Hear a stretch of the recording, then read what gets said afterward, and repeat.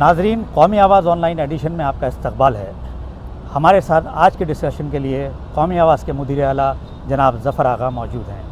ظفر آغا صاحب، ایک نیا مدرسے کے تعلق سے ایک نیا نوٹیفیکیشن یو پی گورنمنٹ کا آیا ہے، اس میں کہا گیا ہے کہ اب جیو میپنگ ہوگی مدرسہ کی، اسٹوڈنٹس کو، سٹاف کے لوگوں کو، سب کو جو ہے آدھار سے لنک کیا جائے گا، اور مدرسے کا جو پورٹل ہوگا اس میں کلاس روم کا سائز، اس میں پیمنٹس کا سائز، اس میں سیلریز کا اکاؤنٹ، ساری چیزیں اس میں ہوں گی۔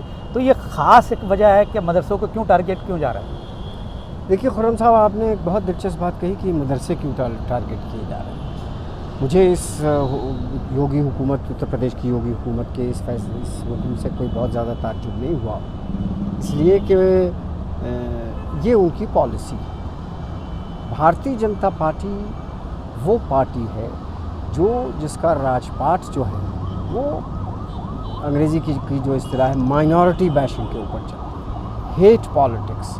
یہ عوام میں ایک طبقے کے خلاف نفرت پیدا کر کے تاکہ عوام اپنے مسائل بھول جائیں اور وہ صرف ایک امیجنری دشمن کے پیچھے بھاگتے رہیں اور اس کے بارے میں سوچتے رہیں۔ یہ میسج ان کو گھڑی گھڑی دینا ہے۔ کبھی قربانی کے، جیسے آج کل بقرعید کا موسم کا دور شروع ہو چکا ہے، اس کے لیے قربانیوں کا مسئلہ ہے اتر پردیش میں اس وقت، اور بلکہ جہاں جہاں بی جے پی کی جن ریاستوں میں بی جے پی کی گورنمنٹ ہے وہاں قربانیوں کے مسئلے آ رہے ہیں، مدرسوں کا مسئلہ آ رہا ہے۔ اس سے پہلے طلاق کے معاملے کے اوپر، طلاق ثلاثہ کے معاملے میں، طلاق ثلاثہ سپریم کورٹ نے ایک فیصلہ دے دیا، لیکن اس کے اوپر جس قسم کا کیمپین چلایا گیا وہ مائنورٹی بیشنگ، مسلم بیشنگ کا کیمپین تھا۔ یوگی حکومت ناکام ہو چکی ہے۔ آج کی خبر یہ ہے کہ گورکھپور میں 42 بچے پچھلے 48 گھنٹوں میں اسی میڈیکل کالج میں مر چکے ہیں، جس میں پچھلے ہفتے 72 بچوں کی موت ہوئی۔ آپ اس کی طرف دھیان نہیں دیں گے، آپ نظم و ضبط اتر پردیش کا، یعنی لا اینڈ آرڈر بری طرح سے فیل ہو گئے۔ جس سے اتر پردیش میں بات کیجیے وہ کہتا ہے کہ چوریاں، ڈکیتیاں، رازنی، یہ سب چیزیں عام ہوتی جا رہی ہیں، نوکریاں کہیں میسر نہیں۔ کسان کو یوگی حکومت نے وعدہ کیا تھا کہ وہ قرضہ معافی ہوگی، حکومت کے پاس خزانہ خالی ہے، پیسہ نہیں، وہ مرکز سے کہہ رہے ہیں کہ ہم کو پیسہ دیجیے۔ اب یوگی حکومت کہہ رہی ہے کہ ہم اکتوبر میں کسانوں کے قرضہ معافی کی پہلی قسط وہ کریں گے۔ تو حکومت ہر جگہ ناکام ہوتی جا رہی ہے۔ اب لوگوں کا دھیان بانٹنے کے لیے کیا ہے؟ مسلمان دشمن ہیں، مسلمان پسماندہ ہے، مسلمان جانوروں کی قربانی کرتا ہے، اس کے مدرسے جو ہیں وہ ایک خوف پیدا کرنا اکثریت میں اقلیت کا، تاکہ حکومت چلتی رہے اور لوگ اپنے مسائل سے ہٹ کر صرف اقلیت اور مسلمان کے بارے میں سوچ رہے ہیں۔ یہ تازہ ترین آرڈر بھی اسی سیاست کی ایک کڑی ہے۔ جیسا آپ نے کہا کہ نظم و ضبط، لا اینڈ آرڈر، ہر محاذ پہ، گورننس کے ہر محاذ پہ حکومت ناکام نظر آ رہی ہے، اور حکومت اس ناکامی کی طرف سے توجہ ہٹانے کے لیے یہ مسلم ایشوز اٹھا رہی ہے۔ پہلے مدرسے کی ویڈیوگرافی، یوم آزادی کے تقریبات کے سلسلے میں ایک آرڈر آیا، اب یہ آرڈر آیا۔ اس خوف جو پیدا کیا جا رہا ہے اکثریت کے دماغ میں اقلیتوں کے تعلق سے، یہ خوف کتنے دن تک؟ اس سے ملک کا کہاں فائدہ ہونے والا ہے؟ دیکھیے، ایک بات اب سیاست میں بالکل طے ہے کہ سیاسی جماعتیں جو ہوتی ہیں عموماً ان کو اس بات میں کی زیادہ فکر رہتی ہے کہ وہ برسر اقتدار کس طرح سے رہیں۔ اس بات کی فکر ان کو اتنی زیادہ نہیں کہ ملک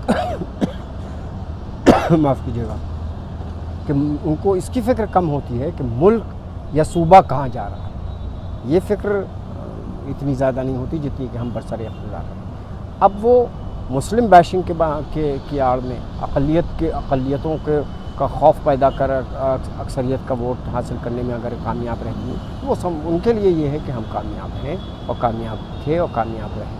اسی لیے وہ یوگی سرکار ہو یا مودی سرکار ہو، دونوں کی پالیسی یہ ہے۔ پھر سنگھ کا تو ایجنڈا پرانا ہے، یہ سنگھ کی آف شوٹس ہیں بی جے پی، وہ ان کا بہت پرانا ایجنڈا ہے، اور وہی ان کا نظریہ ہے۔ وہ اقلیتوں کو دوسرے درجے کا شہری مانتے ہیں اور اس کو دوسرے درجے کا شہری ثابت کرنا چاہتے ہیں۔ اب آپ نے ایک بات کہی کہ یہ جو آرڈر آیا ہے، اس میں ایک جگہ یہ لفظ ہے آخری پیراگراف میں، یہ کہا گیا ہے کہ ہم یہ آرڈر اس لیے دے رہے ہیں تاکہ پاردرشتا، یہ ہے آرڈر کی کاپی جو جاری ہوئی ہے مدرسوں کے تعلق سے جیو میپنگ کی، اس میں یہ کہا گیا ہے کہ ہم یہ اس لیے کر رہے ہیں کہ مدرسوں کی پاردرشتا بنی ہے۔ بہت خوب، وہ ٹھیک ہے، پاردرشتا کیا کہنا، یعنی اکاؤنٹیبلٹی، جواب دہی بنی رہے۔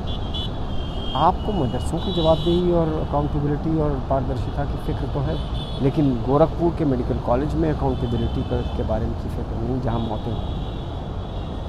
میری مراد اس بات کے پیچھے یہ ہے کہ حکومت کو نہ اکثریت کے مفاد میں دلچسپی ہے، نہ اقلیت کے مفاد میں۔ یہ اقتدار چاہتے ہیں اور مسلمانوں کو دبا کر، اقلیتوں کو دبا کر اپنا اقتدار برقرار رکھنا چاہتے ہیں۔ اس لیے اس قسم کے مسائل روز اٹھائے جا رہے ہیں، کبھی مدرسہ ہے تو کبھی وندے ماترم ہے تو کبھی گو رکشا ہے تو کبھی قربانی ہے۔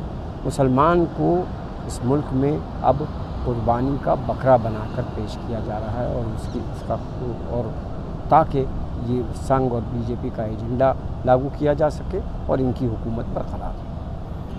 یعنی آپ کا مطلب کہنے کا یہ ہے کہ جو برسر اقتدار رہنے کے لیے وہ آپ کی ترجیح ہے، اس کے لیے آپ کسی بھی حد تک جا سکتے ہیں، آپ کے کسی بھی ایجنڈے میں گورننس نہیں ہے، برسر اقتدار رہنا آپ کا ایک ترجیح میں ہے۔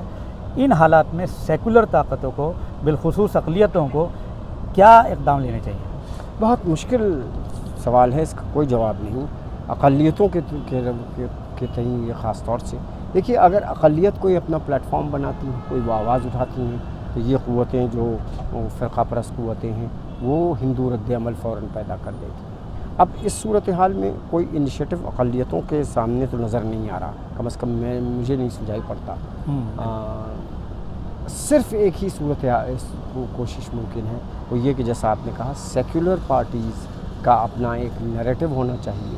جیسے بہار میں لالو پرساد یادو عوام کے بیچ میں گئے اور لاکھوں لوگوں نے ان کی حمایت کی اس ریلی میں ابھی پچھلے اتوار کو، اسی طرح سے ایک اپوزیشن یونٹی ہونی چاہیے، اور جس قسم کا پروگرام عوام ہندو، مسلمان، سکھ، عیسائی سب کو لے کر بہار میں عوامی ایک تحریک شروع ہو رہی ہے، بی جے پی بھگاؤ دیش بچاؤ، اس قسم کی تحریک پورے ملک پر ہونا چاہیے، اور اپوزیشن کو جلد از جلد متحد ہو کر لالو کے دکھائے ہوئے راستے پر چلنے کی کوشش کرنی چاہیے۔ شکریہ ظفر آغا صاحب۔